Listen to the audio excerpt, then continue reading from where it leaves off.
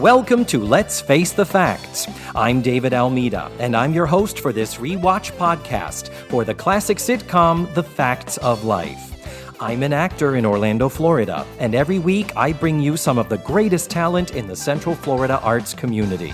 Join us as we synopsize, analyze, criticize, and ultimately idolize the show, episode by episode.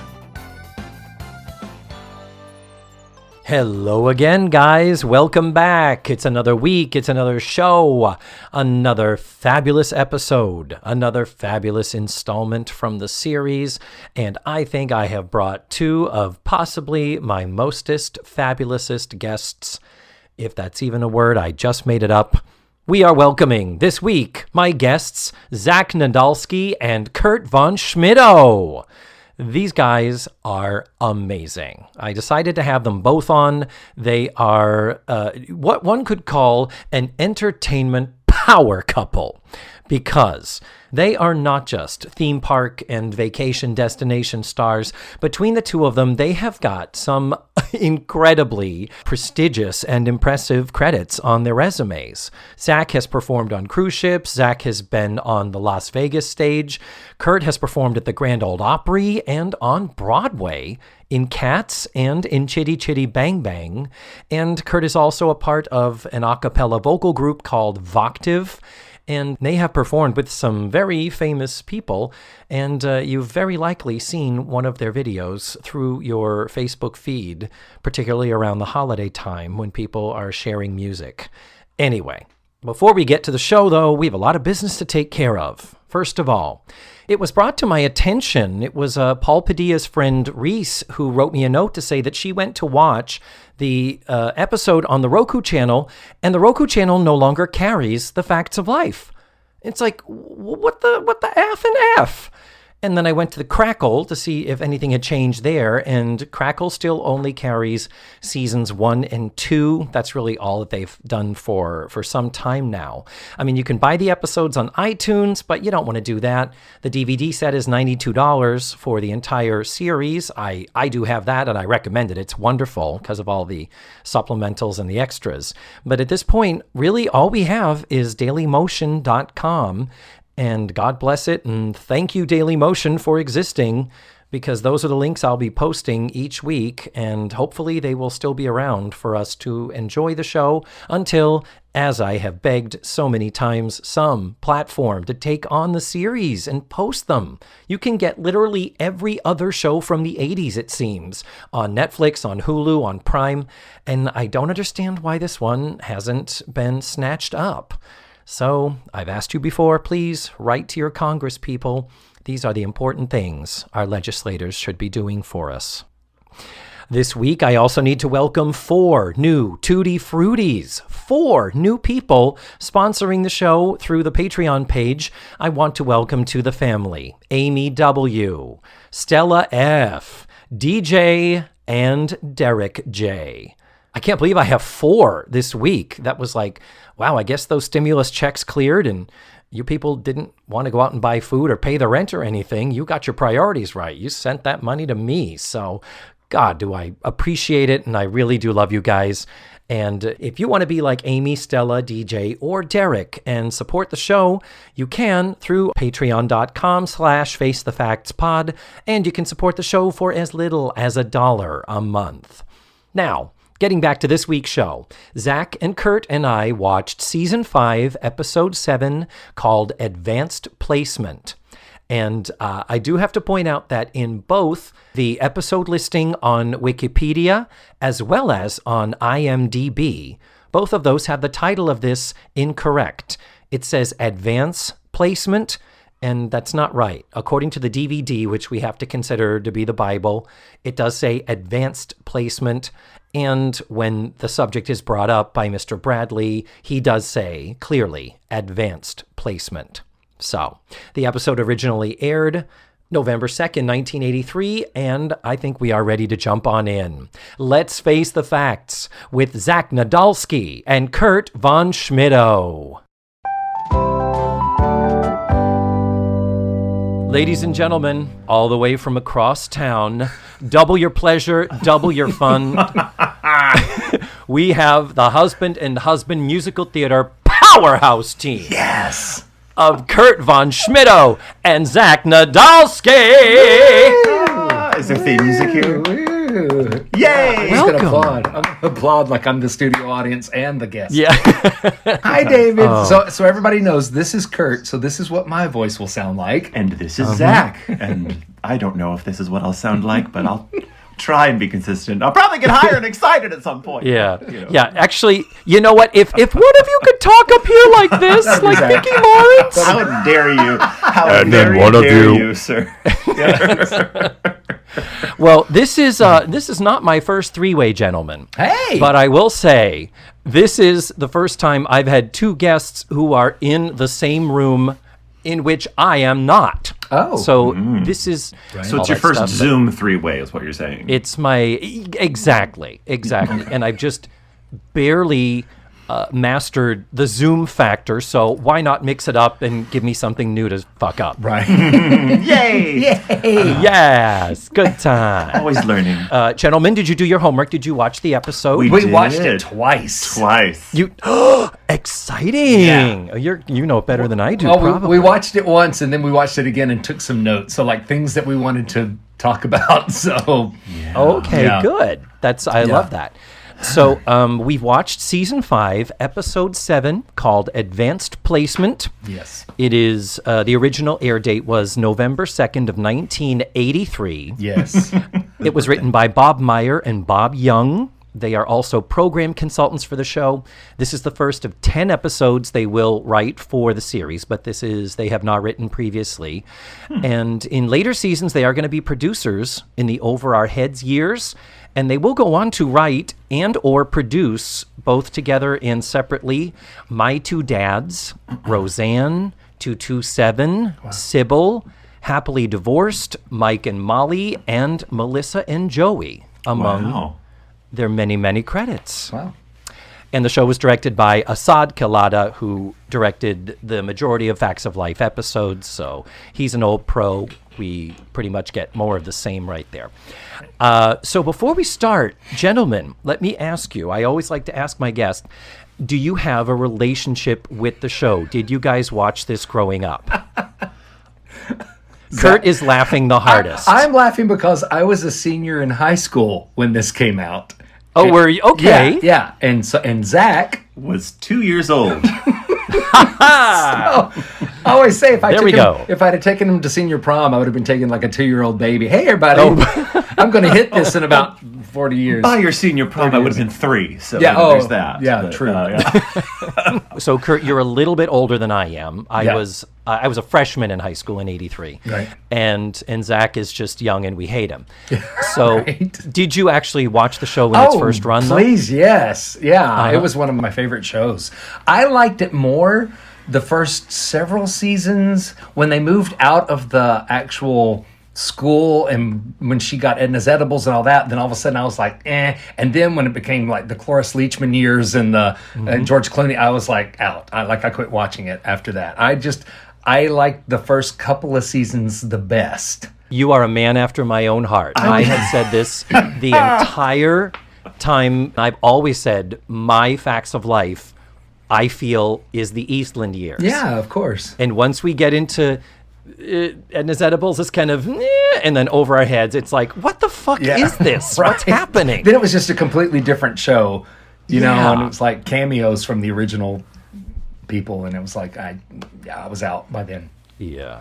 So, Zach, did you watch it at all in reruns when you grew up? Well, I have recollections of the show. Might have been in syndication. Might have been in the later years. Might have been original airings, since it has 4 more seasons after this, 5 more seasons after this? Yes, so that's great. I love that we have the perspective of the seasoned pro who is familiar with the show, and the young innocent who, like many of your generation, Zach, look at the show and go, What the fuck is going on? Was definitely a moment. You're not wrong. But we'll get into that. Oh, we will. So, gentlemen, I start every podcast by putting my guests on the spot. Yay! we always like to have a very short synopsis, just one sentence or two sentences max, similar to what you might see in a TV guide listing. I ask the two of you, you may collaborate, you may let one of you take over. What did we just watch? Do you want? I'll go. I think we should each do one. Okay, because yours will be funny. What did we just watch?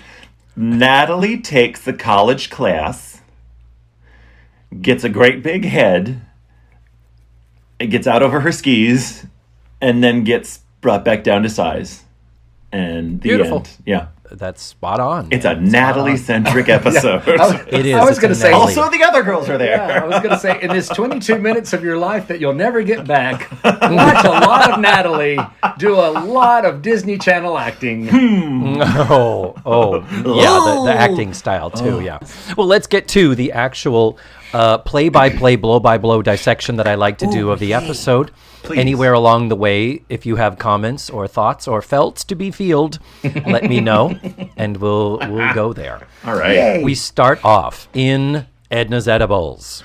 Okay, have you discussed about how much funnier Edna's Edibles is now than it was when this show was created? Like the name. Just the name, Edna's Edibles. Okay, we don't need to go into that. Matthew Arter insists that through the modern lens, one has to watch the show as though this gourmet food store is a drug front. And the layers of their performance. I don't disagree. Yeah. I do not disagree. Oh, that's funny. So duck pate is actually like code for... Exactly. Yeah. That's the Maui smidge. Wowie kids. Yeah, right. That's why she has two high school kids and two college kids. She's got it covered. She's got all the campuses covered. That's Wow. true. She's got Yeah. the connections. It's Oh my true. gosh. Oh, mercy. Okay. Mrs. Garrett is working. Blair and Joe and Tootie are there also working. And in comes Natalie with Mr. Parker. Yes, he is, in my opinion, I'm going to say Mr. Parker is the Reuben Kincaid of Facts of Life. I don't know who that is. From the Partridge Family. He looks like him. I know, he looks like him and he sort of sounds like him. And his purpose is just to be the male presence Yes. of adult women and his... children. He's the adult male presence in the show. Yes, of course. Yeah. Reuben Kincaid, for the uninitiated, is the manager of the Partridge Family. Yeah. And I don't vocally. I always think of Reuben Kincaid as having this sort of steady, gruff, rasp a little nasally, nasally, and a little rough. He started talking. And I was like, "Oh, there's an announcer voice." Okay. Yeah, he has this. You know. Yeah. Parker has the, and he's a very, he's a very seasoned actor. He had quite a career previous to this and continued working afterwards. Yeah. And in fact, he's been on the show regularly since the beginning of season 2 as the headmaster of Eastland. So now we're kind of pulling him from the school over to the bakery. But it's like, the show doesn't take place at the school anymore. Yeah, and they don't know how to use him. It's like... Yeah. So guess what, kids? This is his final appearance of all 10 times that Roger Perry has appeared as Mr. Parker on The Facts of Life. This is his swan song. Moment of silence. Glad we got to see Okay, seeing as how it's the only time I've seen him, I'm not gonna miss him. Because, like, he had the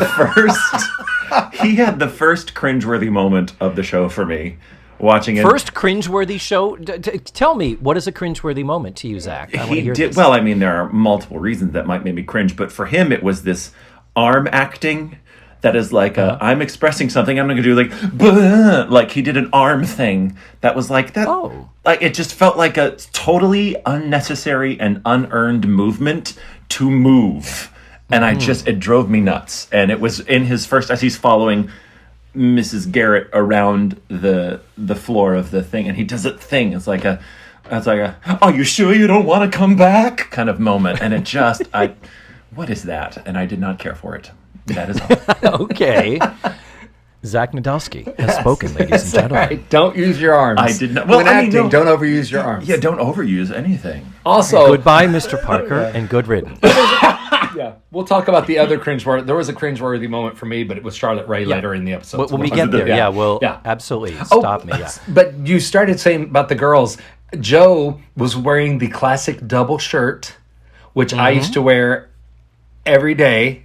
You wear a polo shirt under a Oxford shirt. That was the look, and she had it on. Yes. She was like in her red and blue, I think, outfit there. So I just wanted to point that out. That I was like, oh my God, I remember wearing that like every day to school. Because when you were a teenager, you were also a lesbian. I was. Okay, just wanted to be sure that we clarified. I was dating girls. So yes. Yes, in many Zach, ways. are you okay? I've seen photos of him from high school. Yeah, I do. I do look sort of like a lesbian. I look like a. Oh, do you really? Yes. Okay. And he was voted most versatile in his Yeah, I was voted most versatile. No. That was my superlative my senior year. So there you go. Wow. Yeah. Man. Yeah. Okay, then. We're gonna move on You're from learning a that. lot. Sorry.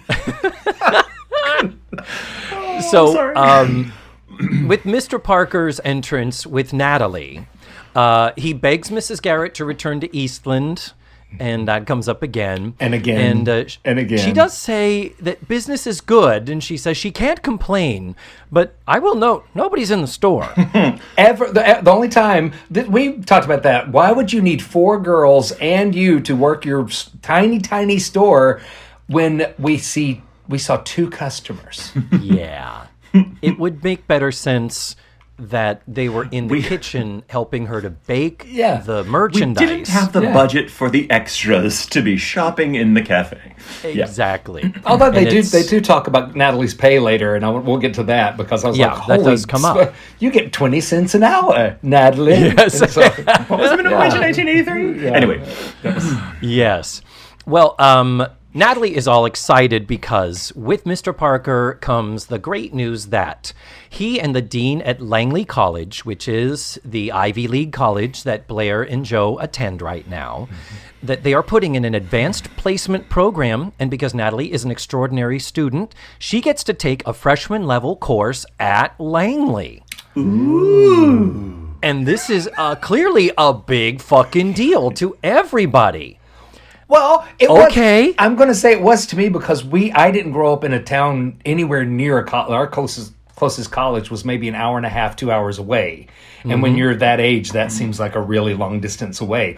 So thinking about somebody, their junior year she was a junior in high school, right, at that time, Natalie? Correct, yes. Yeah, being able to take a college course. Now, very quickly, we do have a nice moment that I like where a typical sitcom trope where Natalie's like, I'm going to be taking a course. I don't know what course. Blair and Joe, be my advisors since you already go to the school. Yeah. Right. And they're like, oh, sure, we're happy to give you our experience. Yeah. And thankfully, Mrs. Garrett says what 51-year-old David is saying. Yeah, you've been at school for 7 weeks. Yeah, bitches. exactly. You know nothing. You know nothing. What did I know 7 weeks into college? Nothing. In terms of what they advise, though, like, I feel like as a 7-week college freshman, I would have said, oh, that's a really long walk to that hall. And also, do you really want to be up and at the college at 8 a.m.? I mean, the advice they give is the advice of a college freshman. So Yeah, I get it. I'm going to give, to be fair, I'm going to give them that. Okay, help me, guys. You say you watched the episode twice. Yes. What is the name of the course Natalie picked? Tootie said it. Something drama. It's, thank you. Yeah. Something drama. That's Something literally about what I drama. have in my notes. Yes. Like modern drama. That's what it is. It's modern drama. Modern drama. Yeah. And She part of didn't me pick is like, animals in art. That's the animals in art was the one I wanted her to pick, but she picked modern like, art.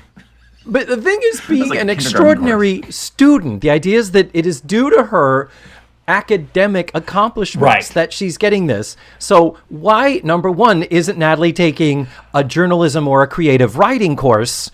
Because that is the career path that we have Exactly. clearly stated she is on. So why there was this literally a sense of, doesn't matter what class, as long as it's in a convenient place at a convenient time. Right. Let's take the flunk course that Kurt would have taken if he would have been given this opportunity, not somebody who's a genius that is doing advanced placement. Well, the course is chosen, and we quickly... Oh, and the last thing I have to say, when we need to get Mrs. Garrett and Mr. Parker out of the room for the girls to talk, the shop is still new. So Mrs. Garrett says to Mr. Parker, so, would you like a cook's tour of the house? I didn't even notice it on the first one, and on the second run, I thought, Let's start in my bedroom. It was like almost flirtatious, but not. But you know, when Sarah French was on the show, this episode had the two of them like battling the school board and rallying the parents over some books that were being banned from the library. And Sarah French pointed out that their chemistry was so good because they really had some meatier stuff to sink their teeth into as actors. Sarah was like, they are totally fucking. And I'm like, no, stop. That's like you talking about your parents having sex. I was like, no, I will not believe that. But then if you go back and watch it with those glasses on, you know, or that mentality of like, oh, they were fucking the whole time. That's kind of awesome. And there were earlier, talking about looking through that lens, there are earlier episodes where he's like, well, Edna, can I convince you to take me in the kitchen for a bite of your strudel? I shit you not. Actual dialogue from the show. oh, Yeah. I have a lovely tuna casserole.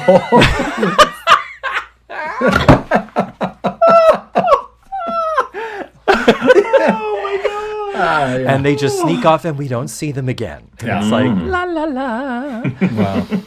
So that scene ends. Now, we go into this this new location. Well, not a new location. We saw it before in the season premiere when we were first introduced to Langley College. It is the lounge in the dormitories. Right. Oh, and something I meant to point out in the earlier scene. In the earlier scene when Mr. Parker shows up and we have Tootie and Natalie, that is the first time now in 7 weeks of the new show, this new Edna's Edibles premise. That's the first time we see the Eastland uniforms at the store. Where we get the sense that they are students Still at the in school, but commuting. They're commuting from living at a bakery to go to a residential boarding school. It doesn't work for me. But anyway, but that is the first time we see the uniforms in the shop. That's just a thing, for whatever that's worth. That's amazing. So let's talk about this lounge at the dorm. We have a coffee machine. It's not the same coffee machine that we saw all those years in the Eastland Lounge at the girls' school. It is a different coffee machine. Yes, I checked because I'm a nerd. awesome. But there are other vending machines there. I love those and vending in machines. 3-foot-high letters. Candy. Yeah, soda. Another one. That was the one. Chips. Yes. An entire machine for just chips. It reminded me of Epcot. The whole, like when Epcot first opened, it's like, oh my God, this is what people in the 80s thought the 2000s were going to look like. Yes. That's what I say from The Simpsons, you know that line. In the future, your candy and your chips won't have to share the same vending machine.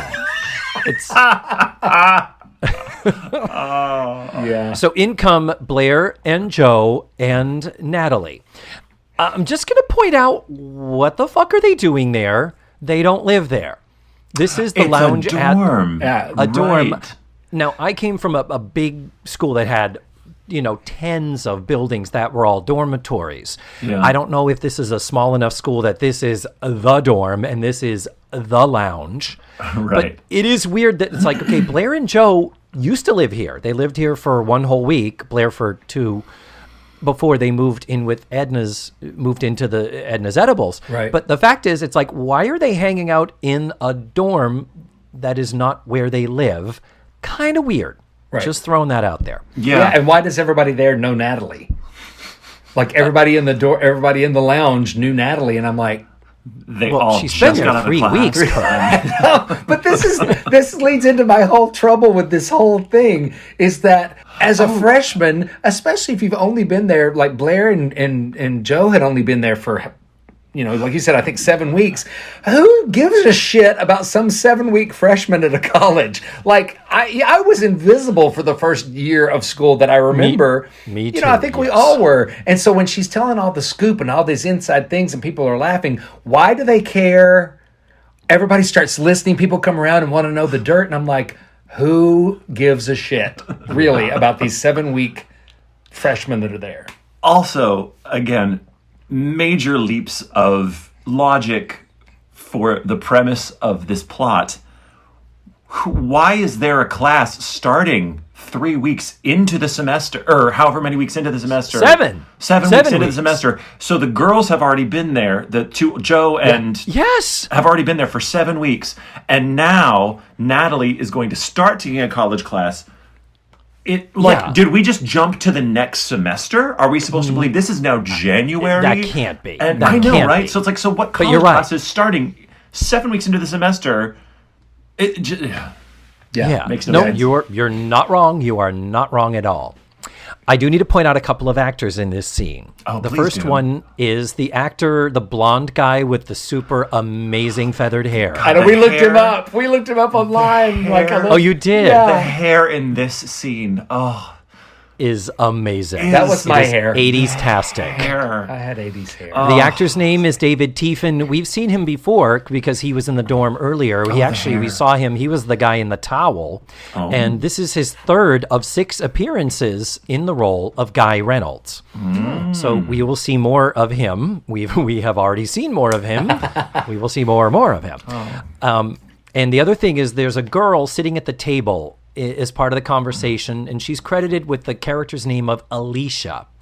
Now, this is her second appearance on the show. She is billed also as Alicia, the same character, in the Gamma Gamma or Bust episode where Blair and a bunch of girls were all pledging the Gamma Gamma sorority on campus.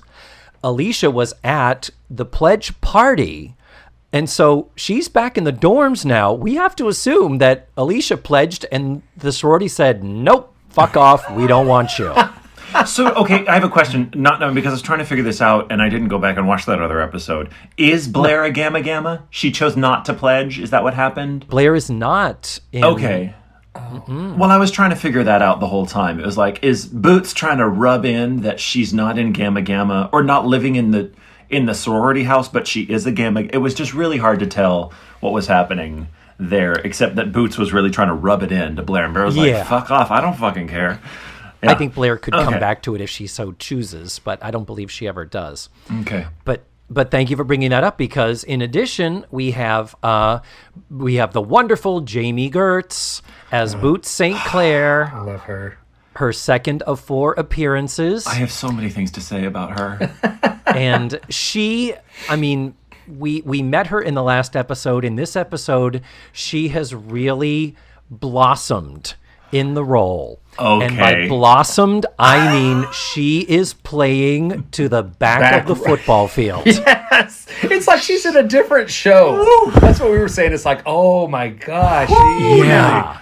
Oh. Everything More so. was so over the top. Yeah. Just, oh my God. God. Hi, everybody. Mind if I mix? Oh, thank you, Natalie. Right. She is in a different show than everyone else is. Yeah. Not to say that there's not other Disney Channel acting on this episode, but she is the queen of the Disney Channel acting on this episode. She is Muffy, Buffy, and well, it's because of that SNL sketch that like the Disney Channel School of Acting that Miley Cyrus did. You've got to see this. If you've not seen it, please look that up. Everybody was yelling like they were in a high school play with no audio equipment. Yeah, Kim Fields is the loudest of the bunch, yes. And it's like at some point she got a note that she was quiet. And so now she's like overcompensating always. The interesting thing about the dynamic here, the show is still kind of trying to figure out what it is in this new format. And I think it was definitely a strong consideration to have Jamie Gertz be a regular on the show. And what they're setting up here is she's really kind of a hyper Blair. Yeah. She's doing all of the stuff that Blair was doing in earlier seasons. That was a constant source of annoyance for Joe. So in this episode, we get her doing that, and as she leaves, Joe is the one that turns to him and says, is everybody nauseous or is it just me? I love Joe's things. Like every time Joe has a line, I call it drive-by comedy. Because it's just I'm going to say this as I'm passing by. It's a one-liner. That's all she gets. That's how they used her later on. You know, once the Eve Arden is what I call her. Once her storyline had arced, you know, then you're like, well, now what? How do we use her? She's the drive-by. Yeah, Blair, she's good at it. Great at it. But in the course of this thing, and again, Bootsy, why are you hanging out at the dorm? You have your own sorority house, and at the moment you are So she telling can lord it over the commoners, of course. But it's like, what? Okay, what are you doing there? You have other places to be, among which class, because it's a fucking college. Right. Just saying. Yes, we learned that Natalie's been there 3 weeks. She's doing well at school. And Bootsy says that she knows somebody at the newspaper. Maybe they could do an article about her. And Natalie's like... Oh, right, the plot. Sorry, we got a little sidetracked. And Natalie says, well, maybe I could write it. And I'm like, good. That was a good writing thing of, like, Natalie is the writer. Have her write the article herself. Okay. And then very quickly, Blair and Joe were like, I thought you were supposed to be writing the sketches for the... What is it called? Senior spoof. Yeah. This thing that is apparently a tradition at Eastland that we have not heard about. Never talked about before. 4 years. Ever. And Natalie's like, oh, please, the senior spoof is easy. And they're like, really? And they said, oh, Blair and Joe were seniors last year. You must have really lambasted them because we care so much about them 7 weeks new to the school. Yeah. So quickly... Natalie starts spilling the tea about the things that they spoofed Blair and Joe about the previous year. Like that time Blair got sprayed by a skunk, and months after they were still calling her Pepe Le Pew. No one remembers that. That's because it never fucking happened. Yeah. I know. I was there. I've watched every episode up until now. That did not fucking happen. I know, right? Like, if that happened, why wasn't it an episode? Yeah. That's Exactly. silly. Somebody in that school would still be calling her Pepe Le Pew to this day. If somebody... And it's just so silly. And the thing is, maybe I can't think of an example, but why couldn't they have found something that was connected to something embarrassing that actually happened on the show? Yeah, which they do come up with. They do have. Joe went to Stone Academy, which is the military academy nearby, and because she walked around with her helmet and her leather jacket on, they thought she was one of the boys. It's like, yeah, that's kind of close to home. Right. And it's so weird that Natalie drops these things, and they all are just like, oh my God, I can't believe that happened. Gather round, extras, gather round. Yeah. Yeah. And then the true one that she does say is that Joe wanted to become a nun. And they're like, what? And that's true. That was a two-parter. Yeah. Because, wow, cool. Because Blair's half-sister, played by Eve Plum. Jan Brady. Yeah, Jan Brady. Really? Oh, we've been watching the very Brady renovation, so... Isn't that the best? Yeah, love it. I just finished it. Just finished the... So Christmas much. episode. I love it. Sorry. The deal is, I think the Joe wanting to become a nun episode is, I think, arguably one of the worst episodes thus far. Like, I think it should be struck from the canon. That's my... Oh, wow. Okay. That's pretty bad. But the fact that they do a callback here to it, okay. It's good. Yeah. Natalie, you want to give them shit for something? Consistency. Yeah. You want it? Yeah. And you want to give Joe shit for something? Yeah. That's a pretty far step out of character. Okay. Anyhow, Blair and Joe are not happy over this. Before we move on from this scene, I just have to call out that one extra guy who has the perm of perms. Just it is like Corey from Boy Meets World, early seasons times 3. It is like again, the hair in this scene just brings me joy. Just joy. They captured in my heart. They captured the 80s. Down in my heart. 83 perfectly. Good. I'm glad. Yeah. Okay. So then the next scene, we move on to the store. There are 2 customers in the store. Which Natalie I want to point out. The first customer that comes up and pays for her thing, best acting in the entire show. Agreed. She has like maybe 2 lines, one line. Like, she pays for her shit. It's $4.17, so she has to wait for her change, and she shifts her bags over and gets her change and leaves. And it was like it was the best acting in the show. Who didn't overact the entire episode. It really was. The other extras that had to wait to be served and all that stuff. I'm like, she had 1 line or 2 lines in that. Maybe I'll come back later. Like what? Who talks like that? Anyway, you want to know the funny thing? Tell me. She does come back later. What? How many episodes? She is in another episode later this season as just same thing, customer number 1 or 2.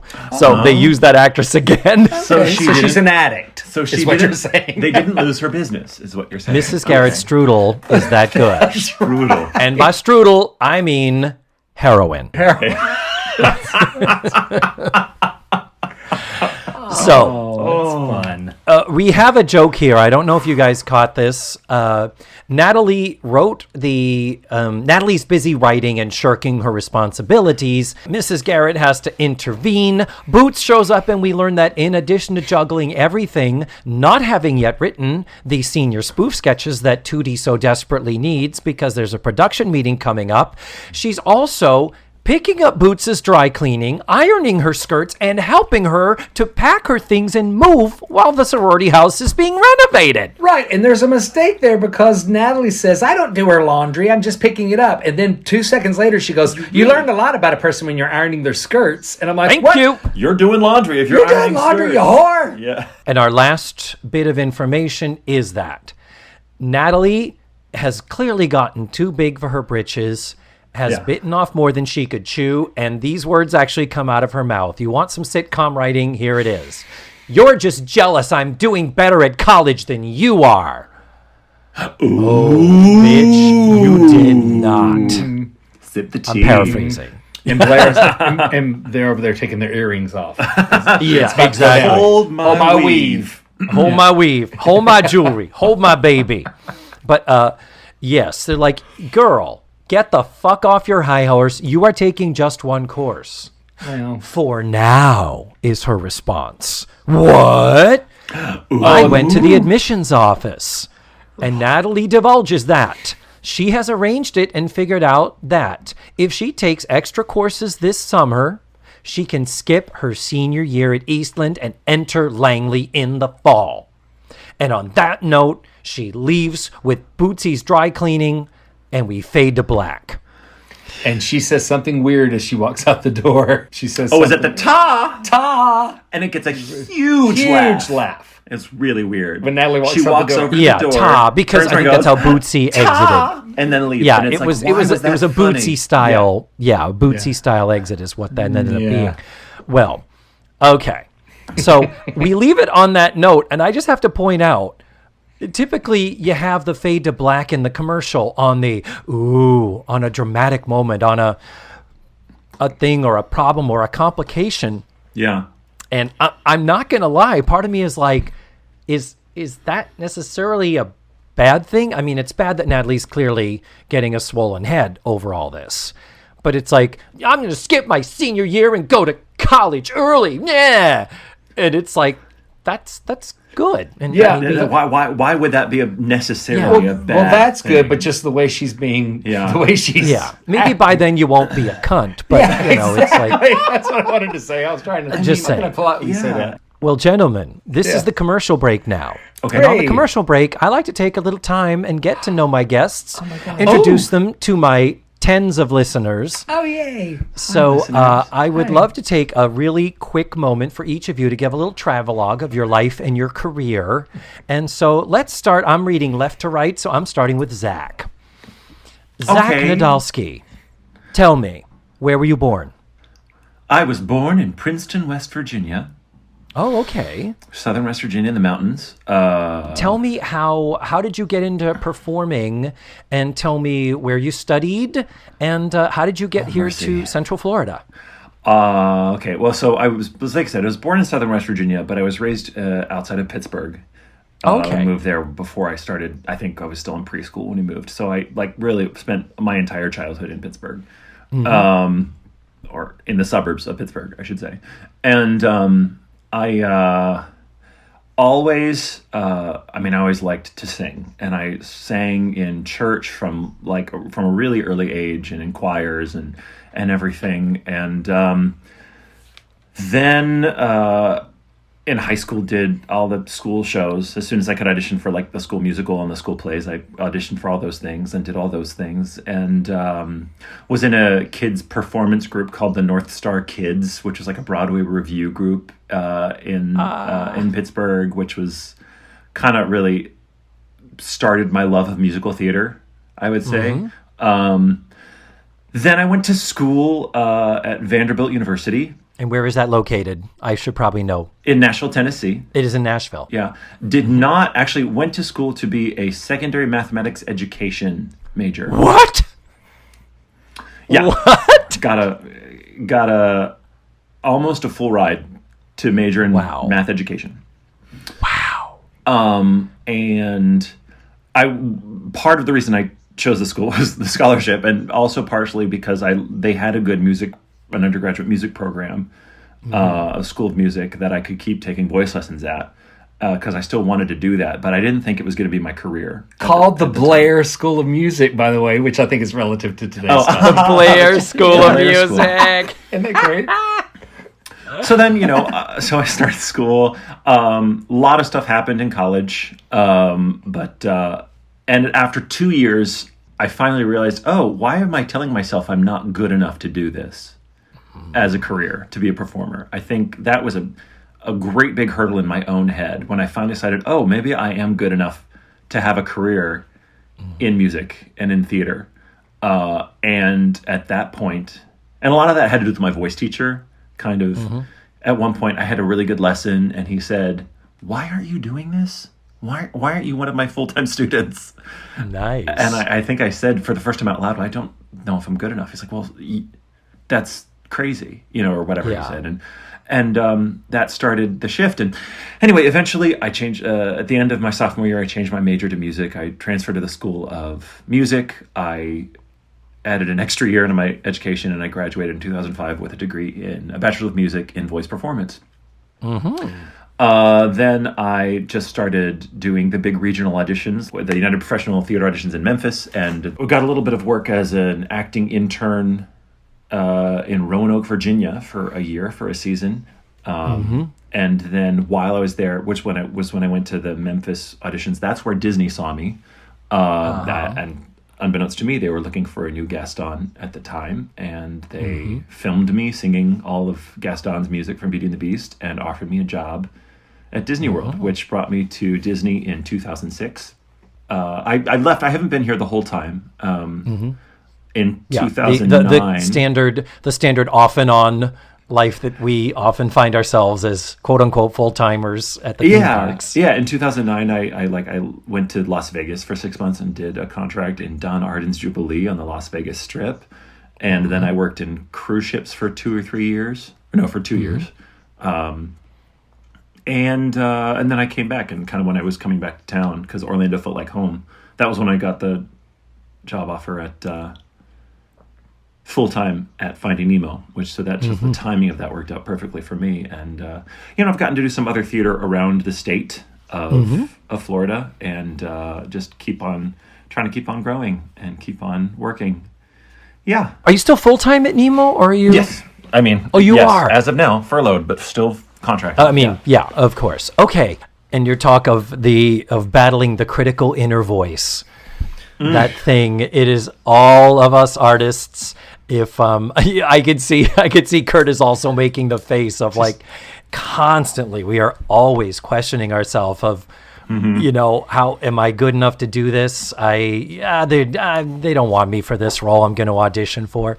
It is so tough to have to constantly silence and ignore and learn to deal with that voice. Yeah, to me, RuPaul's Drag Race is the only show that really displays that in its full glory, because what those queens go through, seriously, they all talk about how inner demons their inner demons and battling their confidence and all that, but they talk about it so openly and get so emotional about it. But true. I'm like, that's every actor, performer on the planet. Yes. True. Well, thank you, Zach, for that little travelogue of your life and career. You're welcome.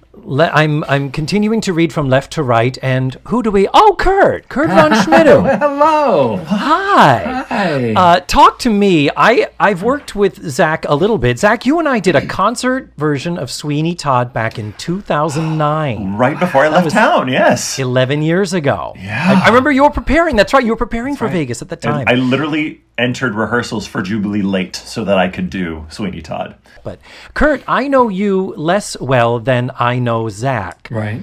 Which is already limited. So talk to me. This is going to be very educational for me to tell me where did you grow up, and what brought you to the stage, and where did you educate yourself? Oh my gosh, I'll try to abridge. I've lived a long life. I'm from Middle Tennessee, outside of Nashville, is where I was born, and raised Middle West Tennessee, went to college at Middle Tennessee State University. I was a trumpet player growing up, played piano since I was 5. Sang a little bit in like church stuff. My dad led the music in our church when we were growing up. My mom played the organ and piano, so that's how I learned how to play piano.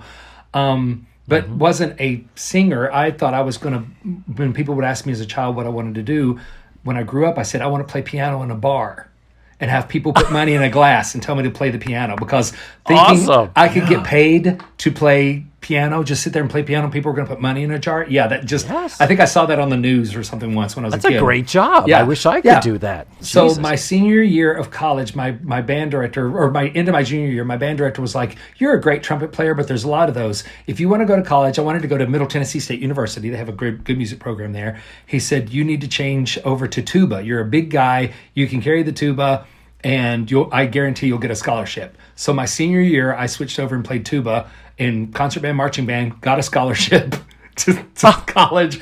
And so I went in thinking I was going to be a band director. Because I didn't know. I want to do something with music. And they're like, well, if you don't know what you want to do, we have this great music industry program. It covers everything. And it was outside of Nashville, so you do a lot of classes that were in studios in Nashville. So I did studio recording. And that's when I started thinking, well, maybe I want to be a country singer.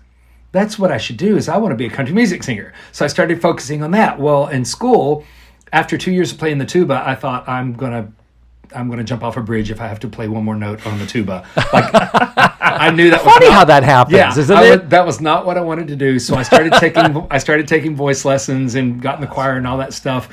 And I was like, oh, okay. So yeah, I still want to be a country music singer, but this is good stuff to know.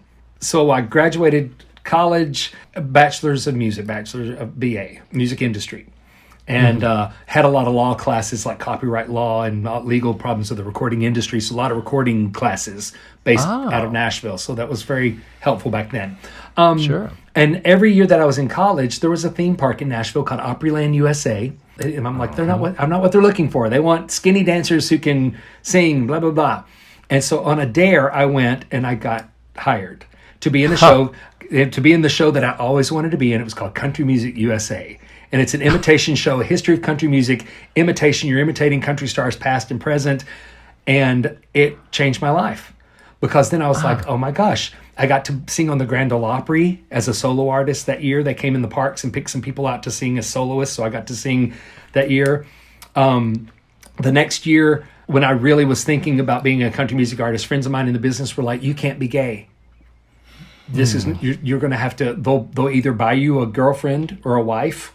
Wow. You know, the label. They contract her. They'll contract you a partner, a female partner, or you find something else to do. And I'm like, no, I'm gonna be me. So what else could I do? Yeah, and people were like, well, you'd be great in musical theater. And I'm like, musical theater? What's that? Seriously.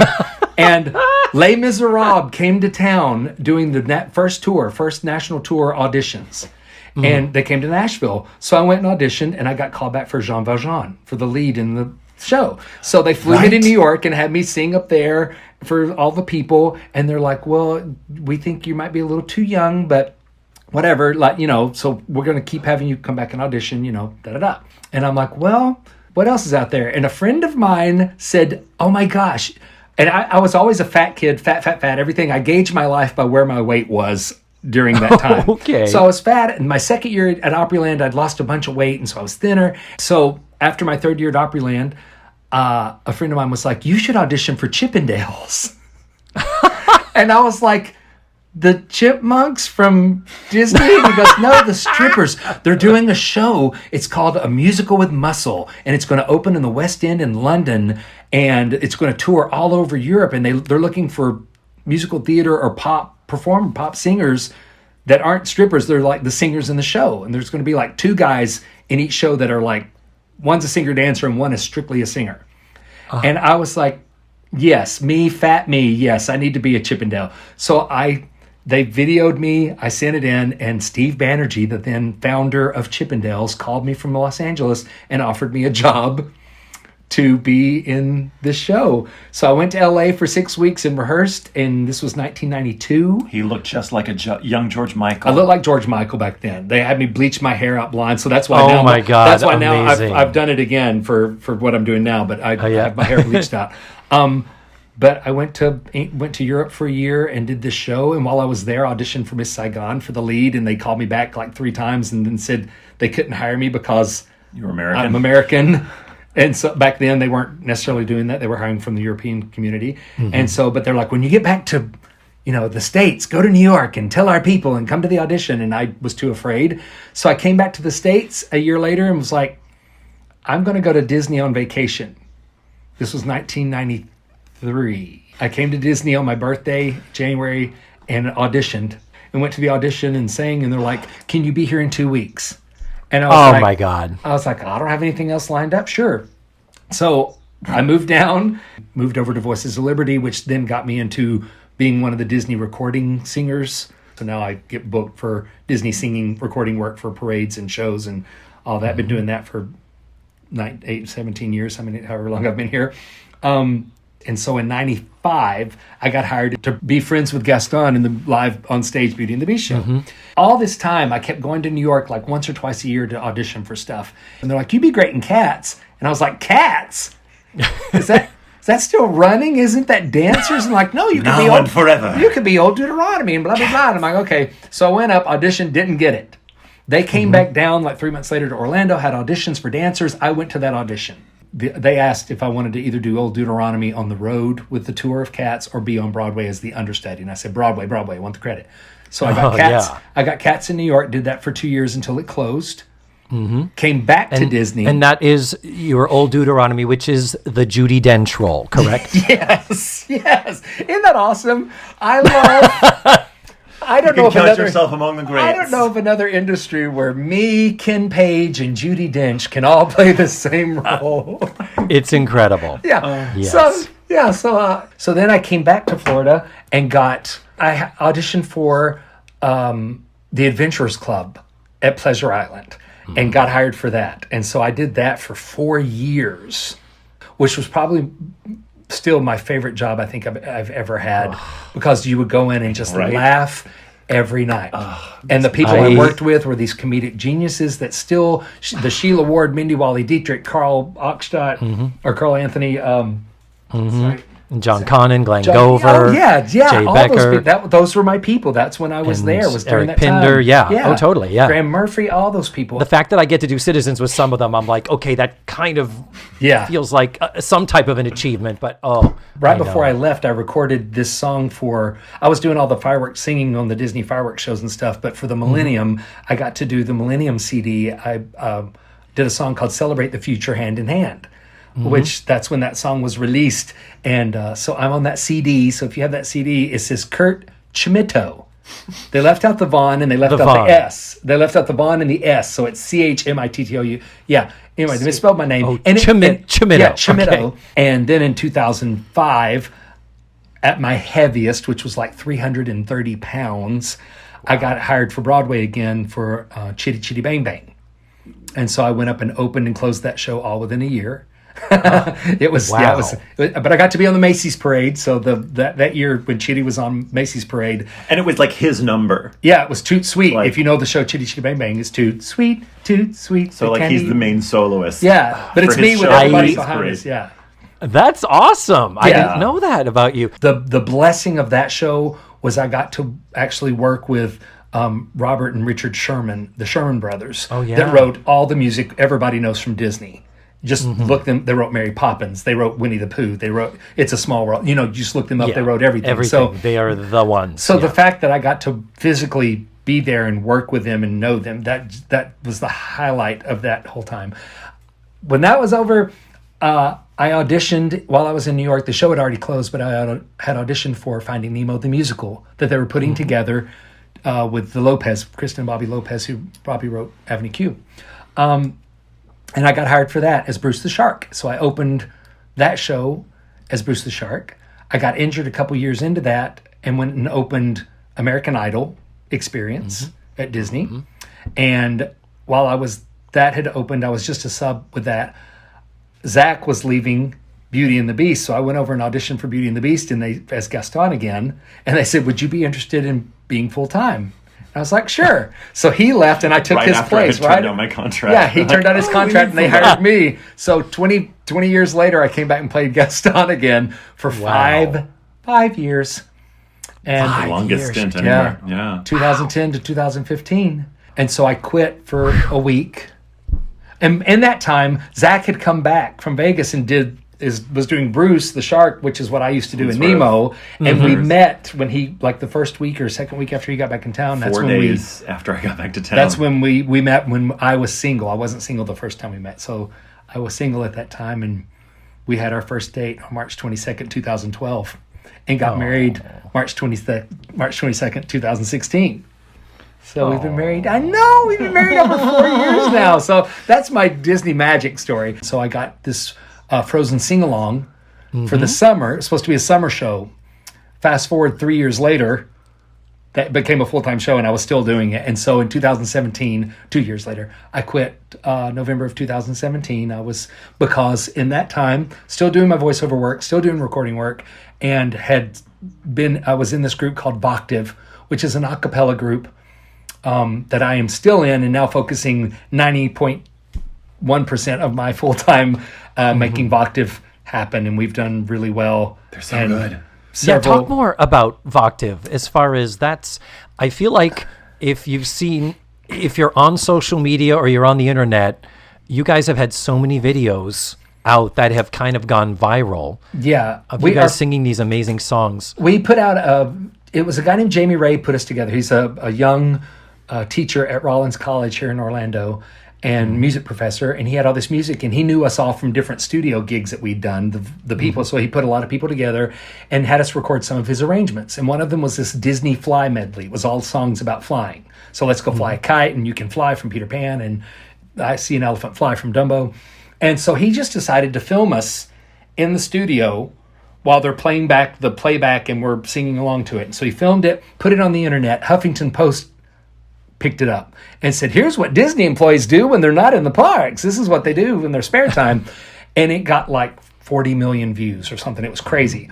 And so Kirsten Maldonado, who is the female vocalist in the group Pentatonics, if you've heard of them, she contacted Jamie and said, I would love for you to write a Disney love medley for me and her then boyfriend / fiance. So we did that, and I think that video at that time had gotten around 30 million views that we did with Kirsten. So that kind of put us on the map. So we started releasing videos, and now we did Mary Did You Know with Mark Lowry. Who wrote the song Mary Did You Know. For the 25th anniversary, he had Jamie do an arrangement, and so we did that, and it was on his Christmas CD and on our Christmas CD, and it's gotten the most views of any video we've ever done. It's like, right now it's 70 million something, I think, is where we are in the count.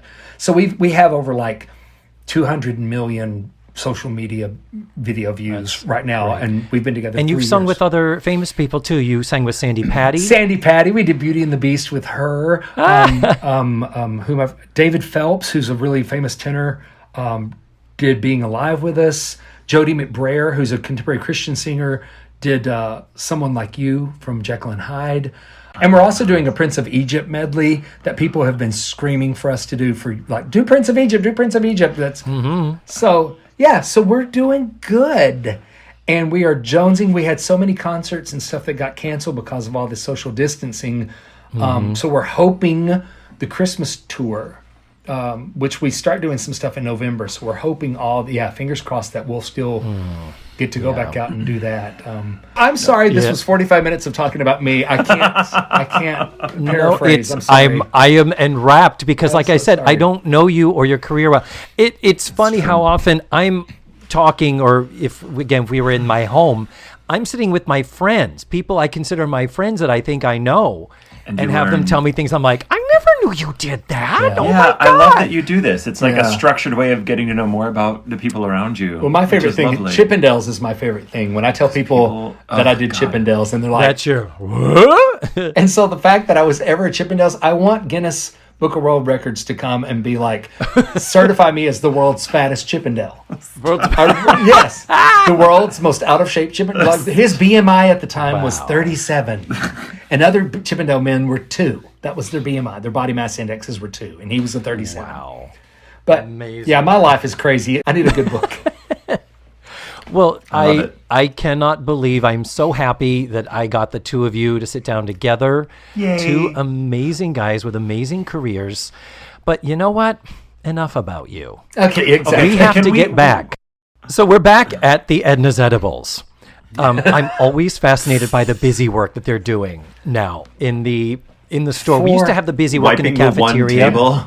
Wiping that one table. Yeah. Well, the thing in the cafeteria of the old show was that they would. Just occurred to me, it wouldn't hurt me to like double, triple check my audio stuff is still chit. Yeah, we're going. 2 hours. Lord, this is gonna be a long voice memo. And so edit for weeks. So the deal is, like, you see them cleaning up the tables.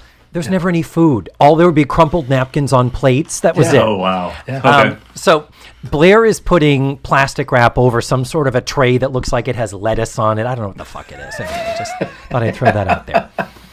So we learn that Tootie is scrambling to write the skits for this senior spoof night, and that Natalie's been joining all these clubs, the French club, the German club. She's everywhere, hanging out at the bookstore, in the student union. And the girls are having to cover for her at the shop. Mm-hmm. So but they it's don't payday. mind. They like the overtime. Yeah, exactly. Yeah. And so it is payday, and Mrs. Garrett gives the girls their checks. And in comes Natalie. She's like, "Oh, I was having coffee with friends. I lost track of time. What do you need me to do?" And Mrs. Garrett says, Well, what did she say? Tell me. I'm sorry. It's like, like, "Well, well, you can put the closed sign up. It's almost Paul Lind. It's like, almost a little Charles Nelson Riley meets. She and he went to school together. Oh, well, there you go. She and Paul Lind were best friends in college. It's Charles Nelson Riley is who I was thinking of, but Paul Lind, too. He's got a little bit of Same that Paul thing Lind. in there. Yeah. So then Tootie goes to Natalie and says, could you help us out with these skits for the senior spoof? And Natalie's like, I wrote the skits. I gave them to you. And Tootie's like, yeah, and they're lousy. The committee meeting pretty much rejected them and said, you can do better. And Natalie says, well, maybe the jokes are over your head. Ooh. And Joe's response, you want me to kill her for you? Yeah. That escalated quickly. It did. Well. So then Mrs. Garrett intervenes, and Natalie even drops a thing of, I don't have time for kid stuff. She's so mature and so adult. She's been taking a course at a college for however 10 or many 11 weeks it's been. Mm-hmm. Anyway. And then this is probably the peak of Natalie's bitchery. And it is now about to all come crashing down. Mm-hmm. Boots shows up with the college newspaper. And she goes to read the article that she wrote about herself. And she's like, this isn't what I wrote. And Bootsy's like, no, they edited you. And she's like, what do you mean they edited me? I'm an editor. I'm the editor of the school paper. And she's like, well, that's a high school paper. That's not the big potatoes like a college. Yeah. Yeah, exactly. Snooty. And a great response. Natalie says, I wrote some really good stuff. And Bootsy says, well, maybe that's what you should have turned in. Ooh. Burn. Where is the Married with Children audience when you need them? Oh, my God. And then she does a signature hair flip. That's right. After she know. gets her pate Yes. and walks out the door. Uh-huh. So then the next, as this is starting to crumble down, first we have the article. Then Mrs. Garrett gives her paycheck. And the great line, Natalie's like, what, was this edited too? Yeah. Great in quotation. That was one of those lines where she paused for the laugh that didn't come. That didn't happen, yeah. It was like, cricket. But she's like, $18. And then Mrs. Garrett tells her that she only worked 7 days, I think. No, Or seven. 7 hours. Oh, was it 7 hours? She was scheduled She for was 16 hours. Yeah. And you missed 9. Yes. So she you worked worked 7 7 hours. hours. Major for 2 years. It made so. $18. So Yeah, that's- her take-home pay was less than $3 an hour. is that Yeah. good for 1983? Yeah, that was. Yeah, Really? like I remember being in high God. school, like 85, And 86. also they're living there, so maybe that's Oh, dear. Right. I was going to say, like, your sort of basic rate of, like a high school job you'd get would like, $4 an hour was kind of like what you made at Burger Wow. King. Yeah. Okay. And that sort of a deal. It was low, but $4 an hour was kind of like you wouldn't work for less than that. Okay. And then like Zach just said, it's like, and basically room and board are included Yeah, true. in that. Okay, that makes sense. Okay, I feel better about that. There's almost a little part of me that as we have gotten into only 7 weeks of this arrangement where they get to live there and they also, are they working off? So part of me is kind of like, oh, they get paid? It's Should never they get fully paid? explained. Yeah. Yeah. I feel like it should be, okay, you live here, you are therefore required to put in X amount of hours. Yeah. And then anything over that that's considered overtime, then you start making an hourly rate. Right. And then if you girls want to switch, or if one of you is busy and someone wants to take 2 shifts and double up, it's just like whatever you fucking need. Yeah, I have a feeling whoever wrote these episodes or the showrunner for these episodes didn't think that deeply about what is the structure of their living and payment arrangement. Hell no, they didn't give that any thought. It's a fair We wage. care too much, obviously. Exactly. Well, Natalie then reveals she needs money because she has charged her Langley charge card to the max over at the college bookstore. Yes. And another great Mrs. Garrett line, straight to the camera. You have a Langley charge card. I'm doing a terrible impression. I know. Are you? I believe, first of all, Mrs. Garrett was sitting there in complete shadows that entire scene. She's sitting in the middle of that couch, which was not lit, and she's blocked by Natalie's shadow. So I'm just like, lighting people, get her out of the shadow. It drives me crazy. But then I also think this is the beginning of her dementia. Oh, because I noticed this episode, Mrs. Garrett observes every single thing that's happened, other than the stuff at the student lounge. But she's observed every single thing that's happened, but then is taken by surprise. What? You're not writing the paper? You're not doing? You've got a charge card? You're going to drop out of school? And I'm like, you just heard her say that. Like, what's wrong with you? Yeah, and you live together. That wouldn't have come about somehow. Yeah. And so But I think that's the dementia setting in. We're finally seeing Mrs. it. Garrett's, not Charlotte Ray's. Yeah, no. I don't know Mrs. Charlotte Ray. Garrett's, Yeah, okay. So there is a joke here. I don't know if you caught it. Mrs. Garrett, when she says, you have a Langley charge card. Remember what Natalie's response is? No. Oh, wait, she says, no, I can't remember it. I don't leave home without it. Oh, Oh, I forgot about that. yeah. All right. Zach, what is that a reference to? I know Kurt Oh, that's knows. American Zach. Express, right? Okay. Yeah. Yeah, It's it's American Express. I mean, because they use that well. I wasn't born yesterday, David. David. So I have no idea how recent that is. To me, that was a thing when I was a kid, like when Yeah. Carl Malden. Yeah, because traveler's checks were a big thing back then too. Like Ah, your American that's Express right. traveler's checks, don't leave home without. Traveler's So, checks. I know. That With a seems Q. like No. that may as well be a tablet with a hammer and chisel. I mean, when you think of what Cave paintings and traveler's checks kind of just go hand in hand. What is that, Regis? Oh my God. So then Mr. Parker shows up and And it he continues to crash. continues to crash. Before he talks about what Provost McGovern, we've not heard this name before, I don't know if we'll hear it again, from Langley, he's like, have you heard from him? And she says no. And he's like, good. He's going to be contacting you to cater an event. And even though you're not my private caterer anymore, my wife's birthday party is coming up. And basically, I don't own you anymore, but I'm just calling to make sure I still own you, right? Yeah, he says, I own you. That's what he says. I own you. Even though you don't work Does still he? do. I, Even yeah. though I no longer. I And still she do. says, oh, you do. But All that's missing is the ball gag. And then a she ball has gag and a whip in that scene. That's all that I still own and you. you want more of my strudel? While quietly in the Private background. cook store. In the background, let's play Master and Servant is playing in the background. Yeah. So, but then she brings up his wife. So is she involved? Probably. Or is it a secret affair? They met at a key party. No, it's a three-way. It's a whole cuck situation. It's Oh, just, wow. What? Okay. I'm sorry. We're getting Did I- into it now. Did I go too far? I don't know what that is. I don't know if he's going to teach me. Yeah, I don't what that my means later. virgin ears. My goodness. But the other news he brings is that Natalie Her grades have been slipping. She has a few C's, a couple of incompletes, and she's been cutting classes. Natalie, you've been cutting classes. See, I can't do her. I can't do her like Zach does. You guys do her great. I love you. But again, how does she not know that she's been cutting classes? How, like... Exactly. Is it just because hanging out at the student union? So Langley has rescinded the offer of early admission. She's not going to skip her senior year at Eastland. Thank God.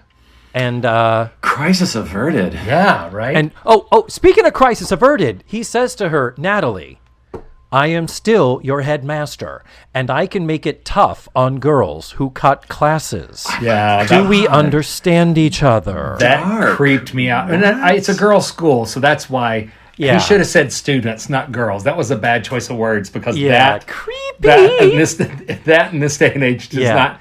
But the deal is, it's like she's cut the classes, and she's not denying it. She's saying, "Yep, right."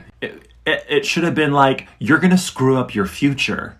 Why not take a moment and reflect and realize you're messing up. You're too far ahead. Like, there's a good version of this speech just waiting to be said. I would have it be, Natalie, cutting classes is a punishable offense. And just... it would be fun for him to do. I'm writing this in my head. Have him say, so, regarding the cutting classes, Natalie, that's a punishable offense, and I could really throw the book at you. But, on the one hand, you've lost your ability to go to Langley early. I figure, why hit a girl while she's down? And maybe if I'm nice to you, I don't. Like Mrs. Garrett likes. Yeah, exactly. But then I was gonna what I later thought of was, then he'd say, and I also thought maybe if I go easy on you, Edna, you might be sure to go hard on me. Write my wife's party in ink in your calendar. That's smart. Really connect the random joke reason for him to be there in the first place. Just connecting those dots. But at the very least, he needs to say, I could and should punish you now. Yeah. Right? It's like, well, you've already lost this privilege. You've already lost this privilege. You're going to have to work crazy hard to bring your grades back up so you can get into college in the first place. Yeah. Why not? Like, that's punishment enough. Yeah. I could make it even worse. Like, you really should be punished even more. But, and then have her have a moment of actually being remorseful. Because she doesn't. She's still super snooty about it. It's so weirdly written. Yeah, I totally agree with you there. And I will put that in my notes to the writers, which I always send back in my time machine. So we have the last exchange. And this is the last exchange where we never see Mr. Parker again. He says, well, we're done here. He's like, Natalie, blah, blah, blah. Edna, please come back to Eastland. We have all new ice cream. Mic drop. and she says no, and then she just says bye, Charles. And he forever. She's like, yeah, you have ice cream. You don't need me anymore. What weird priority. Oh my goodness. So Natalie has learned her lesson, hasn't she? I thought she got it because she says no, we're in the last minutes of the show and Natalie still doesn't fucking get it. She goes to Mrs. Garrett and says, okay, if you write a letter to Langley and tell them that the reason why I've been slacking is because I've been working extra hard at the store. Right, sorry. Then maybe I could... And Mrs. Garrett literally says to her, you want me to lie for you? Forget it. Yeah. And it's like, what were you... Really? Yeah. You think Mrs. Garrett would fucking do that? Right. I was so taken aback by all the honey oak on the set. Oh my god! That I can't even. I missed that line. I think I actually missed it because I was like, there is too much honey oak. There's nothing. This entire set is honey oak. It's making me want to vomit. 80s tastic. It is so much of it is 80s tastic. Sorry. So I think I might have missed that. You want me to lie for you? I remember. Yeah, that's right. I forgot about it. But yeah, so totally. And then finally comes the dawn, and Mrs. Garrett says, you're not ready for college now. You've got to earn the ability to go by hard work. And she says, face it, you blew it. You got a warning from a headmaster. You blew Your it. grades are in the shitter. I'm paraphrasing. Yeah. Your parents No. are going to be upset at you, and you've insulted and humiliated your friends. Right. And Natalie's like, oh, fuck, did I do all shit? Yeah. I did. Like, And then- it took that. and It took then all It of took that for her to realize. It took cataloging Yeah. it. Yeah. And then she should have said, You blew and now it. you're asking me, the Tell a literally lie for most you. honest woman on the face of the planet, to Right. lie for you. Really? I feel like before Tootie comes in, there should have been a final Muffy Boots scene. I feel like Bootsy needed to come back and sort of Oh. get Natalie's like, you know what? I don't need you, and I don't need people. Natalie Yeah. needed a sort of, I'm okay on my own, and I don't need to be a big shot, blah, blah, blah. And I never got that resolved. So it's Yes, kind of that like, would have been a great. Yeah, that would have been a good way to do that, because she needed a moment where she was like, where you saw that she learned her lesson. You never got the moment where she sees. I mean, she has the moment of like, oh, I did all that, but then to like drive it home with the. yeah, because I don't need to be a big shot at college by sucking up to Boots. And maybe Tootie could have seen that happen, and then when Natalie goes over and doesn't realize she's seen it and goes, "Oh, my friends, blah blah," then it would have been funny when she goes, "Yeah, right." the yeah, oh, line now is I'm gonna have go to ahead." eat some Yeah. crow for a while. Yeah, Yeah, that would have been I- a little more tongue in cheek than just like, I like that. To me, this is also magnifying is the fact that where Natalie fucked up is kind of independent of this relationship with Bootsy. The Bootsy thing almost seems extraneous. Like we didn't even need to have the Yeah. dry cleaning and the helping her pack. yeah, that No, was, they were trying to find ways to write Boots into the show more. Bingo. I think it And- was trying to give Jamie Gertz Yeah. more material. Yeah, and now I get the idea of, oh, Natalie's found a new person to model herself on. Like, Yeah. maybe I can be like this girl, and that's a way for me to be successful. But then the moment of realizing, oh, I don't need to do that. Yeah, and We never got. the easy way to do it, and and a typically cheesy sitcom device that could have been used here is why not have Natalie start dressing like Bootsy? yeah. Oh, yeah, Why not have totally. her wear her hair bigger? Why not have Natalie take on a new physical persona Yeah. to demonstrate that she is not being herself? Or even like mimic her vocally more than she just does. the one- She has the one ta, but that's Yeah. it. Yeah, like there's not really an Well, it's adoption. Yeah. it's 22 minutes. They did what they could. Yeah, Yeah, maybe. yeah, they could have modified the language as far as the, what do you mean? I wrote these sketches and they're fine. I don't do rewrites and I don't do punch up and stuff. She could have been playing that more. Oh, Tootie, that's so sweet of you, but I think you'll find that these are perfectly wonderful and they will get all the laughs you possibly could Yeah. want. She could be Totally. more condescending. Well, she and did they're have like, that you know line. who you're sounding a lot like? Little Miss Bootsy or whatever. Yeah, Yeah. totally. But she did have the line about it sounding sophomoric, and she goes, "Well, I am a sophomore." Yeah. Like, Tootie had that line in the thing, so I'm like, "Oh, okay." So, Yes. Yeah. but anyway, Yes, indeed. And then she turns around and asks for Natalie turns around and asks for Tootie's forgiveness. yeah. Tell us that With- line. What does she say there? Is it really forgiveness? I think she's asking more for I'm asking support. my friend to be here in my time of need. Yeah, Yeah. no, totally. Yeah, it's not forgiveness. Absolutely, Yeah. you're right. She's not asking for There's forgiveness. there's no I'm And she sorry is- there at and all. She is true. Sorry, thank you. Good point. Mm-hmm. And she's and the tone of her voice is so. Well, it's Disney Channel acting, is what it is. But it's Yes. so like, oh, woe is me. I have it's no, I fucked up. It's woe is me. My life's in this terrible place. I hope you can support me. But it Yeah. And what does Tootie there's say? no genuine. What's There's Tootie's nothing genuine. What's about it. Tootie's reply? And to go fuck yourself. Pretty much. No. Yeah, right. No. Oh, actually, no. I did write down Tootie's response, and it is ridiculous. I know, right? She says, "Psh, But- "Don't hold your breath, bozo." Bozo, that was it. I knew she called her a something. I was like, We joke about the middle-aged vaudevillian writers who are putting words into the mouths of teenagers here. Doesn't John Mulaney? oh my God. Doesn't John Mulaney do a bit about something like some headline like for the New York Post says, "Take a hike, bozo." It's I don't know. it's like Mia Farrow to Woody Allen. Take a hike, bozo. And the idea that using the term bozo, Yeah. is It's so antiquated. has Yeah. ever been appropriate. No. Or has ever sounded appropriate since the No. whenever. Oh. That's right. No, now that was- Clara Bow will come out and change the title card for our next act. Calling somebody bozo, that went out with button shoes. 23 Skidoo!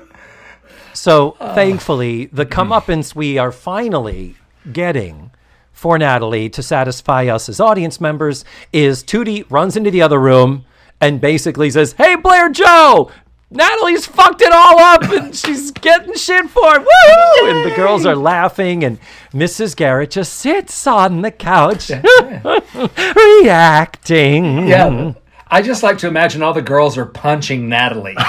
We don't see it. They're all laughing, but they're actually beating her. They're just punching her, or they've got just French bread being rolls, just flogged. beating her. Baguettes. Yeah, baguettes, yeah. Beating her with baguettes. Yeah, they're just beating her. Since you don't hear her because the girls are speaking so loudly. Taking that extra God. duck pate and just flinging Yeah. it. That's and with that reaction, we get the credits rolling and we hear the audience applaud. So, gentlemen, we've come to the end of another show.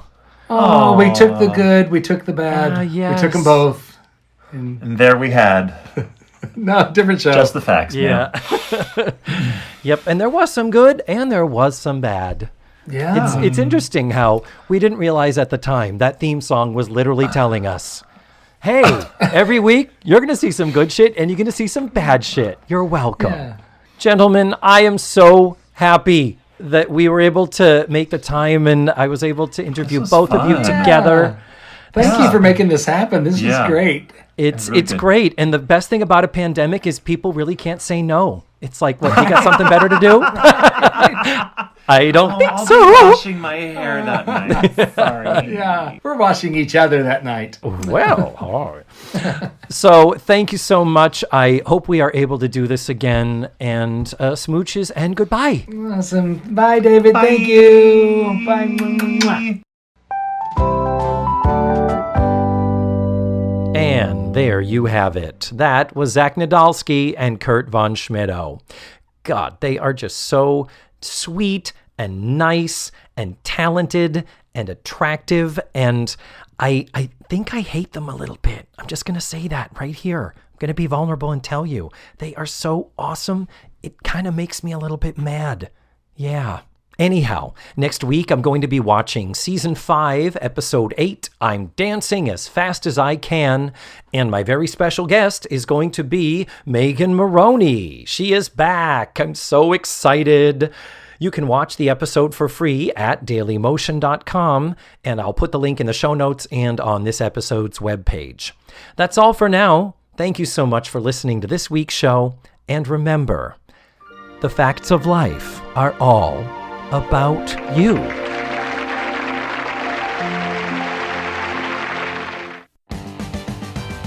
Let's Face the Facts was produced, written, hosted, and edited by me, David Almeida. My theme song was beautifully arranged and recorded by Ned Wilkinson. Our website is facethefactspod.com. You have to drop the lets. And that's where you can find extra pictures, video, and audio extras from the digital cutting room floor. Follow the show on social media. We're everywhere under the handle Face the Facts Pod. You can become a patron of the show by going to patreon.com/FaceTheFactsPod. And don't forget, go to your favorite podcatchers and subscribe, rate, and review.